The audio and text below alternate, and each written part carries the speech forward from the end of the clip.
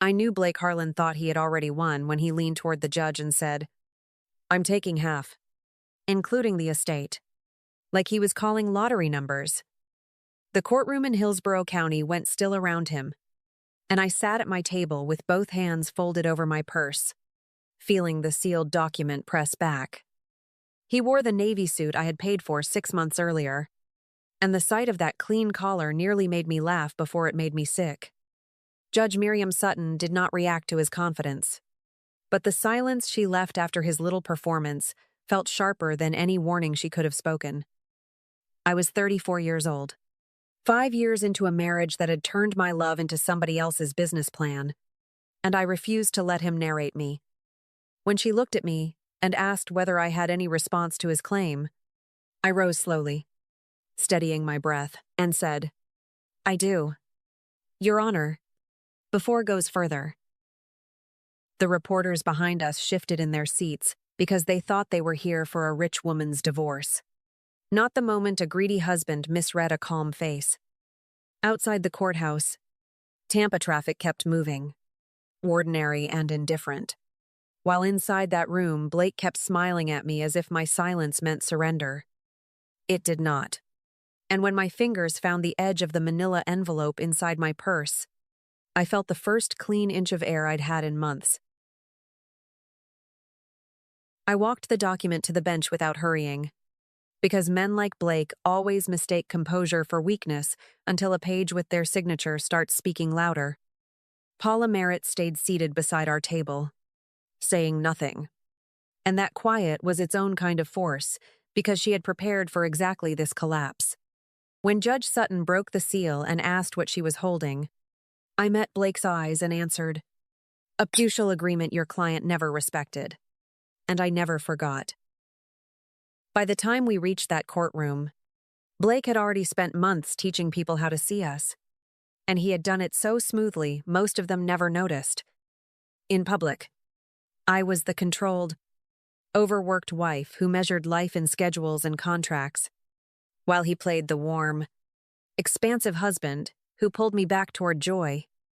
That version of our marriage had traveled through dinner tables, club lounges, fundraiser patios, and private messages long before either of us ever filed anything. I built my consulting firm by helping small food manufacturers clean up broken systems, reduce waste, and keep businesses alive without pretending chaos was strategy or charm.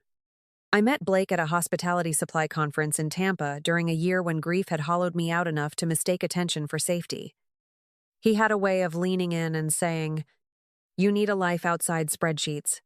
And at the time, it sounded less like positioning than rescue. When my grandmother's assets transferred into my name, Blake did not ask what the loss still felt like. He asked how quickly everything would be liquid and accessible. After that, his language changed before his spending did, and I heard it first in the quiet, possessive rhythm of our future, our place, our next step. Then the spending caught up to the language, and suddenly there were reservations, memberships, tailored jackets, and expensive weekends arranged as if taste itself had always been his birthright. He liked introducing himself in rooms where money softened people's boundaries, smiling one hand over his drink and saying he had stepped back professionally to support what we were building. People believed him because he wore confidence like inherited skin, and because I was too busy working to stand around, correcting a lie that still sounded survivable. By the time I understood, he was not enjoying my life with me, but rehearsing ownership of it. Other people had already begun repeating his version back to me. The first time Brianna Holt's name started surfacing in his calendar and inbox, it came wrapped in polished language about member experience, event strategy, and private dining relationships. Blake dismissed every mention with the same easy shrug, telling me she was useful, connected, and part of the world he was helping me enter. What he never understood was that the social story he fed everyone else only worked because he thought I was hearing it too, and I had already started listening for the seams. I was not the kind of wife who quietly detonated a marriage over one repeated name on a calendar or one polished invoice arriving at the wrong hour alone. What changed me was hearing Blake describe my personal life with the lazy certainty of ownership. like standing beside me, had already fully and legally rewritten every title. By then, I had watched him call my inheritance hours in rooms where nobody blinked, and I understood he was already practicing for a future legal argument. Paula Merritt had warned me before the wedding that success without real paper protection was just trust wearing better clothes. And I had listened very closely. The prenuptial agreement was not rushed cleanly or hidden because Paula had written it specifically to survive the kind of husband Blake swore he would never become. He signed weeks before the ceremony, initialed every material section, waived counsel in writing, and slowly smiled through the whole process as if caution were merely decorative anyway. When my grandmother's assets transferred into my name, Paula called that same afternoon and repeated the rules in a voice that removed every remaining illusion immediately cleanly. Separate accounts. Separate title. No mortgage payments. No household rescues. No inheritance poured into daily marital convenience, just because guilt made generosity feel like love again now. I followed every instruction because grief had already painfully taught me that love and stewardship could live in the same house without ever meaning the same thing again. So I did not ever move money to flatter Blake, did not use inherited funds to patch his mistakes, and did not let soft sentiment rewrite numbers. I kept my salary still covering our ordinary life while the inherited accounts, the Bay House interest, and the rare books stayed exactly where they belonged all along. By the time Brianna Holt's name kept surfacing beside polished invoices and carefully timed meetings, I was no longer asking whether something was wrong, only how much anymore. Grant Weller came into my life after I stopped looking at Blake's lies as marital fog and started treating them like a ledger that wanted reading. Paula brought him in because the invoices tied to Brianna Holt were too polished, too regular, and too perfectly timed to be careless indulgence entirely once. What I had dismissed as suspicious overlap between a husband and a consultant hardened into structure the moment Grant mapped every charge beside Blake's full calendar. Brianna was not some reckless woman drifting through the edge of my marriage, and the proof sat in PDF headers, payment memos, and service descriptions everywhere. Her company billed for member experience consulting, private launch scripting, and host calibration. Phrases polished enough to sound real until Grant showed me there was nothing. Some payments came from Blake's personal cards. Some leaked through our shared spending accounts. And that split mattered because intent looks clearer once money chooses sides. The dates made it worse because those invoices did not appear randomly. They clustered around appraisals, transfer confirmations, and legal steps surrounding my grandmother's assets exactly. Brianna was not hidden from strategy. She was inside it. Writing language, Blake later repeated in rooms where he wanted sympathy, admiration, and partnership itself publicly. "You made her livable," one text from her read, and below it she drafted lines about sacrifice, emotional labor, and a husband supporting a cold woman. I did not confront him then, because interruption would only have driven the scheme back underground before it finished documenting itself in their words. Instead, I saved screenshots, archived email threads, flagged transfers, and let Blake keep mistaking my quiet for compliance while Brianna kept issuing invoices like campaign paperwork. The ugliest line was not the one proving they were sleeping together. It was Blake calling me the longest investment horizon I ever played out loud. By then, I understood the affair was never separate from the financial plan. It was part of the same architecture designed to soften witnesses first socially. Brianna helped Blake shape the social story. Blake helped Brianna profit from it. And together they treated my grief, my discipline, and my love strategically there. When I finally handed everything to Paula and Grant, I was not handing over heartbreak anymore. I was handing over a conspiracy already confessing itself clearly. Judge Sutton opened the prenuptial agreement with the same restrained focus she had given Blake's performance, and the room changed before she spoke a single word. Across from me, Blake stopped suddenly, leaning back in his chair and bent toward his attorney, whispering hard enough that even his panic sounded offended. Paula did not move, and that stillness steadied me more than any whispered reassurance could have. because she trusted the paper to do its work.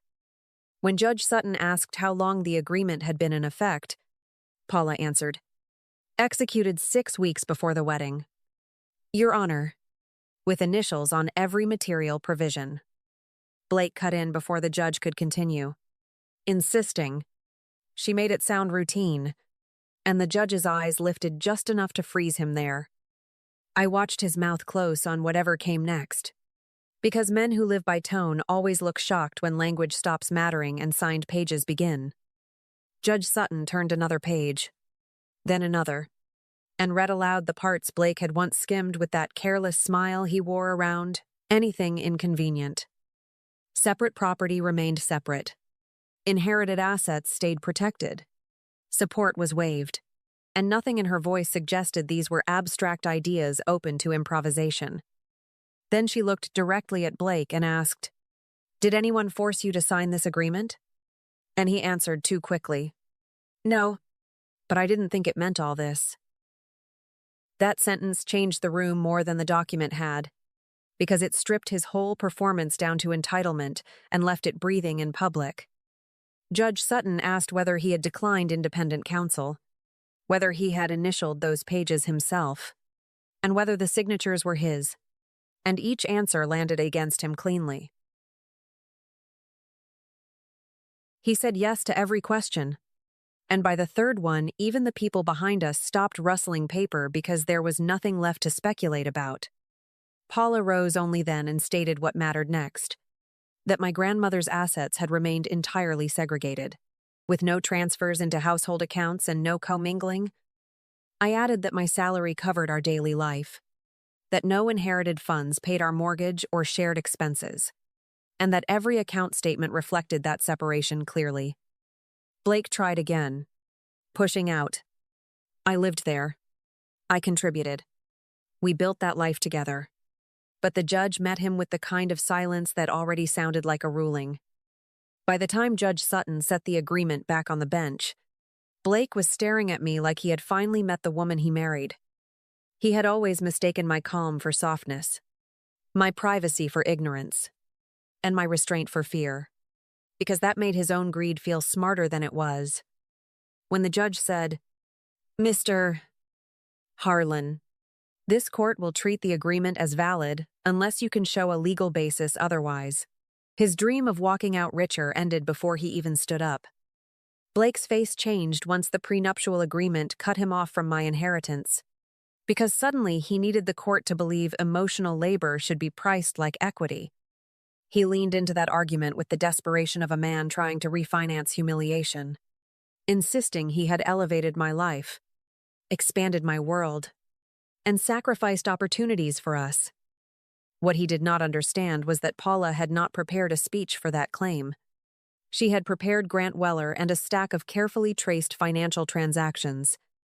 Grant took the oath, opened his report, and walked the court through charges for club dues, cash advances, tailored clothing, and luxury expenses carried solely for Blake himself.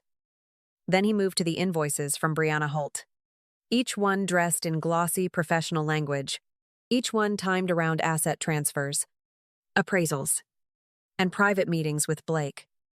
Listening to those descriptions read aloud in court was the moment their affair stopped sounding personal and started sounding like an organized extraction plan against me. Some payments came from Blake's individual accounts, but others ran through shared spending channels. And that distinction mattered because it showed exactly where intent crossed into damage. Grant identified the pattern without drama. Brianna billed.